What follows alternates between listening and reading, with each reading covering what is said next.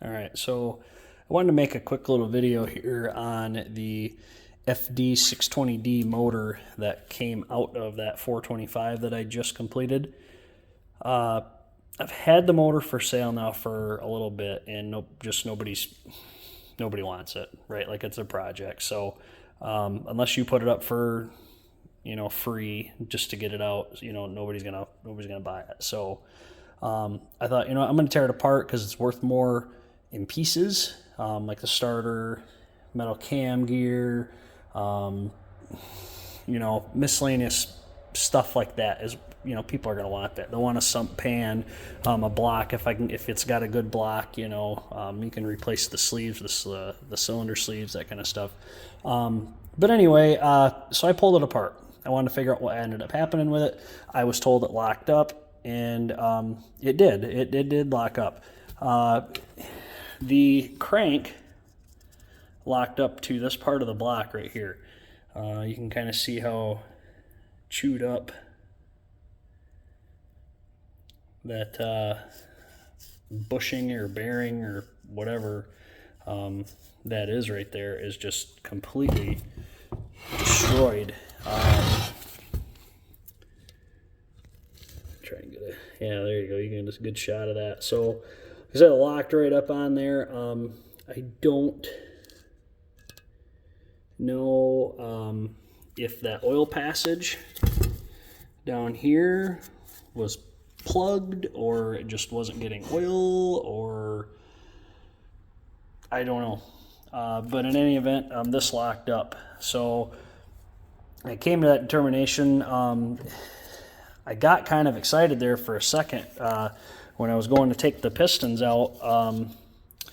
Once I got the bottom part of the connecting rod unbolted, I was able to push on this part of the piston here, just with a punch, and these things they slid out fairly easy. So I was like, okay, well, that is a good sign, because that tells me that the pistons aren't seized to the cylinder wall. Because I was like, well, how am I going to get the crank out when I got pistons that are seized to the cylinder wall? So that was encouraging. Once I got the pistons out, I was like, all right, well, I can probably wiggle this out, and we should be able to salvage the block. A machinist should be able to push that out, and you could probably get a new one or whatever. So in the process of determining I can't just pull this out, I can't tap it out, I had to hit it with a 5-pound mini sledge, and I smacked the block on accident when I hit the nut on where the flywheel goes. The hammer deflected off and hit the block and ultimately trashed the block. So the block is junk now, but yeah, that's what ultimately ended up happening to this motor, though, is the crank seized to this and shut it down. Now, one other thing I did find, and I don't know, they're probably not related, but they're probably related somehow, and the fact that when the crank stopped, or when the crank was stopping, when it was seizing, it got the governor gear somehow. I don't know, maybe they're not related, I don't know, but these parts here, these are like the little wings or whatever that tip outward to pull that gear up.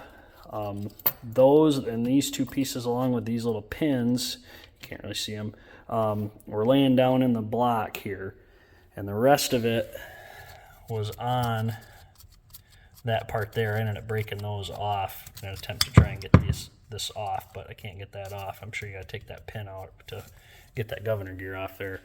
But yeah, so I don't know what ended up ultimately happening to the block. If the oil passage was plugged or something happened to it for it to seize here and not here. Obviously, it did have oil in it, so yeah.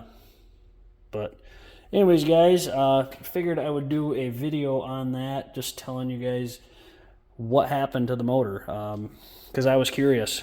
and like I said, I had it for sale for a while. Wasn't getting a ton of interest in it, so I figure it's worth more in parts. So I tore it apart, and that's what I ended up finding. So yeah, thanks for watching, and appreciate it. Everybody have a happy new year, and we'll see you in the next one.